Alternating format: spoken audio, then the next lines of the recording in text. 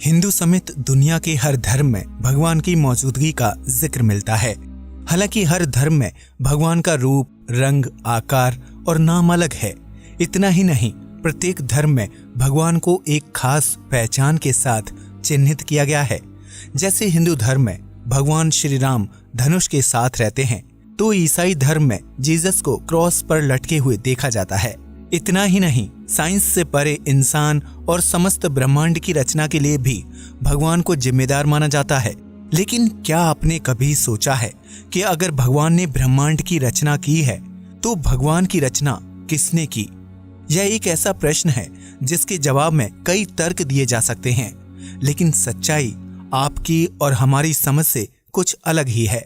तो आइए समझते हैं भगवान के अस्तित्व को न सिर्फ धार्मिक रूप से बल्कि साइंस की नजर में भी, और जानते हैं कि भगवान और ईश्वर के बीच क्या अंतर है।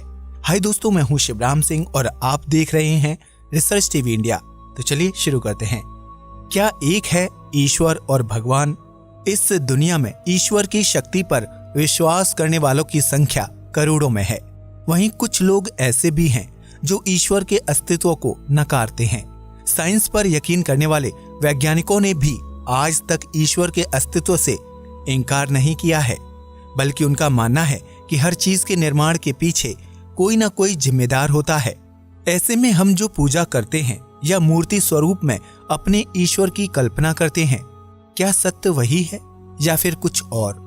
आप में से ज्यादातर लोग बचपन से ही घर में अलग अलग देवी देवताओं की पूजा पाठ करते होंगे और आज उनके इस स्वरूप पर आपको आंख बंद करके यकीन भी होगा। लेकिन क्या आपने कभी सोचा है कि हमें ईश्वर को यह मूर्ति रूप प्रदान करने वाला कौन है? क्या सच में ईश्वर ऐसा ही दिखता है जैसे हमें वेद, पुराण और धार्मिक ग्रंथों में बताया जाता है? इस सवाल का जवाब जानने से पहले हमें ये समझना होगा कि आखिर ईश्वर क्या है और ईश्वर और भगवान के बीच क्या समानता है। अगर शब्दकोश में ढूंढने जाएंगे तो ईश्वर और भगवान दोनों का अर्थ एक ही मिलेगा। वहीं व्याकरण यानी कि ग्रामर में ईश्वर और भगवान एक दूसरे के पर्यायवाची हैं।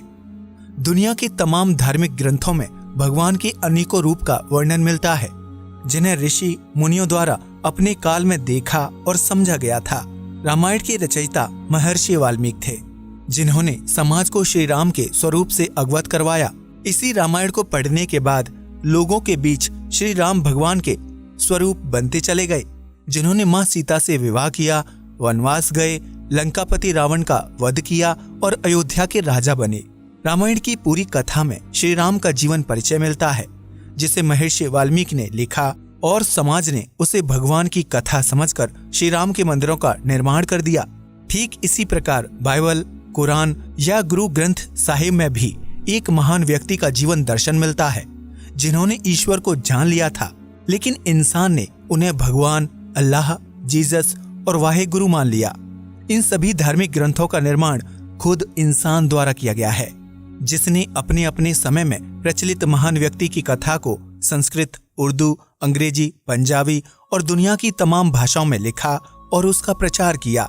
जैसे जैसे लोगों के बीच धार्मिक ग्रंथों की पहुंच बढ़ती गई, वैसे वैसे उन पर यकीन करने वाले लोगों की संख्या में इजाफा होने लगा। इस तरह एक महान व्यक्ति और महापुरुष को भगवान की उपाधि देकर उनका रूप, रंग और आकार तय किया गया। फिर उसे मूर्ति का रूप देकर लोगों के बीच प्रस्तुत किया गया। यानी आप मूर्ति के रूप में जिनकी पूजा करते हैं, वो अपने समय में एक ज्ञानी महापुरुष थे, जिन्होंने ईश्वर को पहचान लिया था। इस काम में धार्मिक ग्रंथों को लिखने वाले ऋषि, मुनि, पादरी और मौलानाओं का अहम योगदान था, जिन्होंने भगवान की कल्पना नहीं की बल्कि उनको जाना और उस अनुभव को महसूस किया। उदाहरण के लिए सचिन तेंदुलकर को क्रिकेट का भगवान कहा जाता है, लेकिन क्या वो सच में भगवान हैं? नहीं ना। सचिन के पास ना तो कोई दिव्य शक्ति है और ना ही साधना। फिर उन्हें क्रिकेट का भगवान क्यों कहा जाता है? दरअसल सचिन ने क्रिकेट खेलने के दौरान सिर्फ अपने लक्ष्य पर ही ध्यान दिया, उसकी साधना की और उसे ही अपनी शक्ति बना लिया। इसलिए सचिन को क्रिकेट का भगवान कहा गया। ठीक इसी तरह समय समय पर धरती में ऐसे महापुरुष पैदा हुए, जिन्होंने अपने कार्यों और विचारों से दुनिया को प्रभावित किया। लिहाजा लोगों ने उन्हें भगवान की उपाधि दे दी। क्या है ईश्वर? भगवान क्या है ये तो आप समझ गए, जिनकी पूजा हम सभी मूर्ति रूप में करते हैं। लेकिन भगवान को ही ईश्वर कहना ये गलत है, क्योंकि ईश्वर का कोई रूप, रंग, आकार नहीं होता। वह तो निराकार है। ईश्वर ना तो कोई स्त्री है और ना ही कोई पुरुष, ना ही देवी और ना ही देवता। ईश्वर ब्रह्मा, विष्णु और महेश भी नहीं है, और ना ही ईश्वर जल, अग्नि, वायु, आकाश और पृथ्वी है। ईश्वर ना ही दुर्गा है, ना ही राम, कृष्ण और बुद्ध।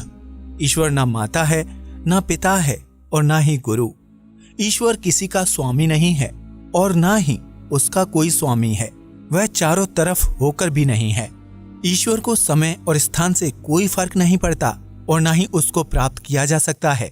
ईश्वर ना धरती पर है और ना ही आकाश में। वह सर्वत्र होकर भी अकेला है, एकांत है। ईश्वर ना किसी को सजा देता है और ना ही किसी को शाबाशी। ईश्वर सृष्टि के निर्माण से पहले भी था और उसके खत्म होने के बाद भी वह एकमात्र ही रहेगा। इस ब्रह्मांड में ईश्वर सबसे दूर मौजूद है, लेकिन सबसे पास भी है। वह भूत, भविष्य और वर्तमान तीनों में व्याप्त है। ईश्वर केवल एक है, उसके जैसा कोई दूसरा नहीं।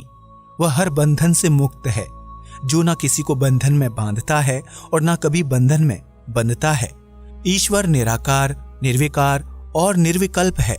यानी ईश्वर की ना तो कल्पना की जा सकती है और ना ही उसे आकार दिया जा सकता है और ना ही उसे मूर्ति रूप में बनाया जा सकता है। ईश्वर अजन्मा है, जिसने ना तो कभी जन्म लिया और ना ही कभी उसकी मृत्यु होगी।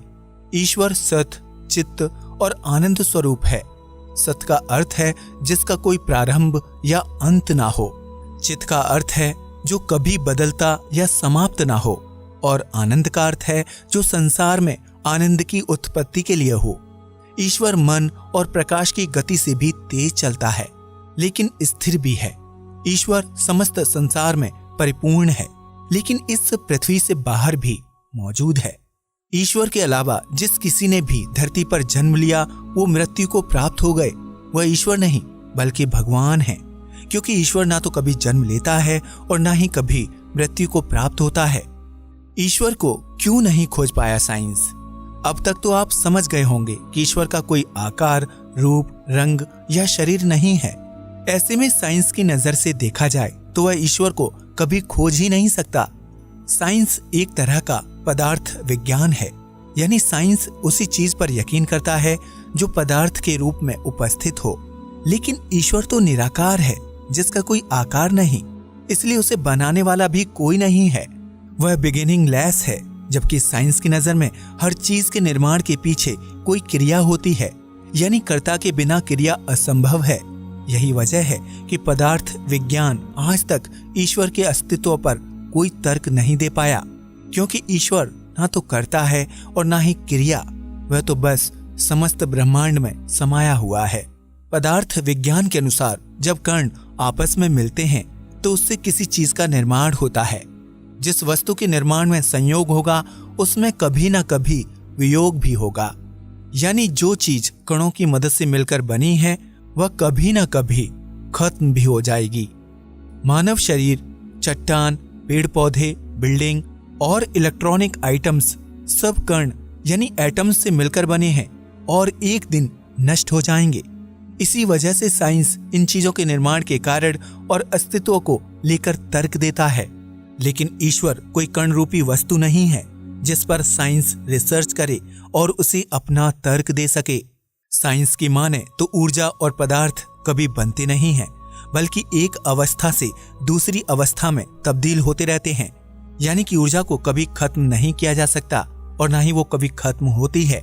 ऐसे में सवाल खड़ा होता है कि ऊर्जा और पदार्थ को किसने बनाया, क्योंकि उनके निर्माण के पीछे का मूल कारण साइंस आज भी तलाश नहीं कर पाया है।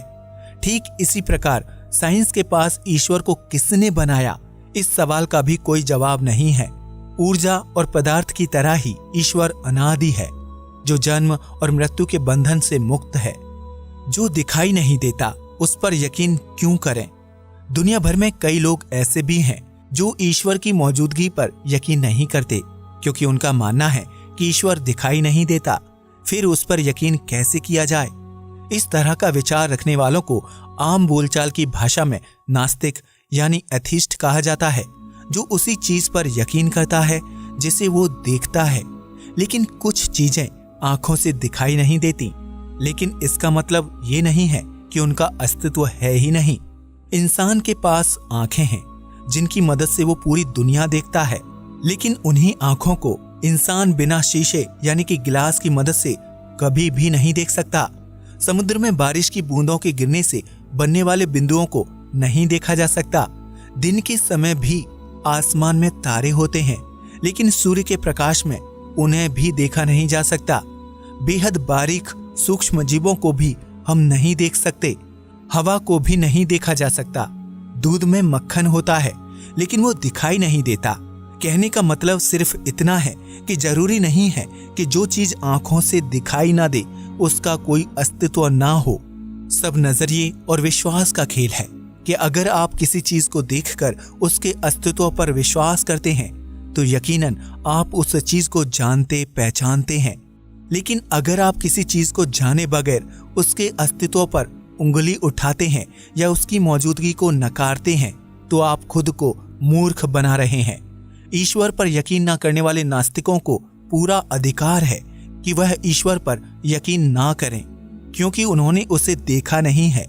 लेकिन उन्हें ये अधिकार नहीं है कि वह ईश्वर के अस्तित्व को नकार दें या ये कहें कि ईश्वर अंधविश्वास है। अगर आप नास्तिक हैं और ईश्वर के बारे में कुछ नहीं जानते तो सरल शब्दों में कहें कि मैं नहीं जानता, बजाय इसके कि आप रोजाना ईश्वर के अस्तित्व को लेकर तर्क वितर्क करते रहें। क्या करता है ईश्वर? ईश्वर ना किसी का संदेश वाहक है और ना ही उसका कोई संदेश वाहक है।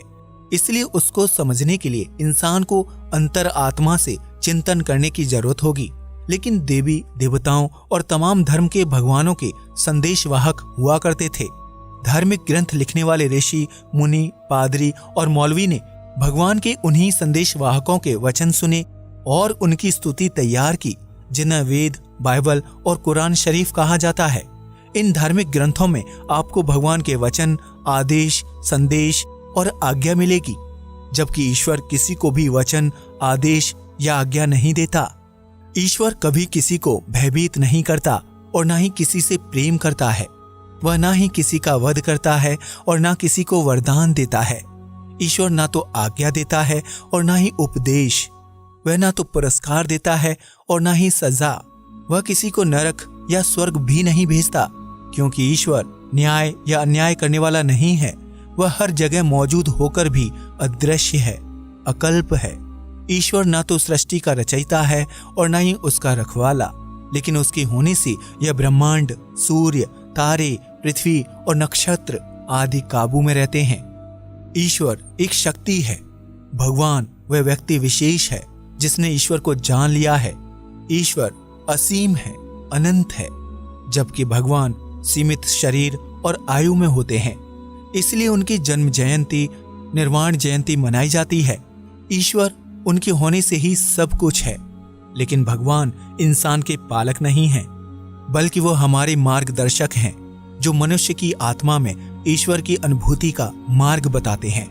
ईश्वर को हम गॉड कहते हैं, जबकि भगवान को लॉर्ड कहा जाता है।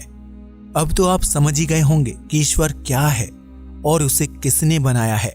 लेकिन अगर फिर भी आपके मन में ईश्वर के निर्माण को लेकर सवाल चल रहे हैं, तो उन सवालों का जवाब तलाश करने से पहले ये जानने की कोशिश करें कि ऊर्जा और पदार्थ को किसने बनाया, क्योंकि साइंस का ये सवाल आपके दिमाग के बंद ताले खोल देगा। दोस्तों, इस वीडियो का मकसद किसी की धार्मिक भावनाओं को ठेस पहुंचाना नहीं है। इसे एक ज्ञानवर्धक वीडियो मानकर देखें और आगे शेयर करें। अगर वीडियो आपको पसंद आया हो तो इसे लाइक करें, नहीं पसंद आया हो तो इसे डिसलाइक करें, और अगर आपके दिमाग में कुछ चल रहा है तो कमेंट करें। नमस्कार दोस्तों।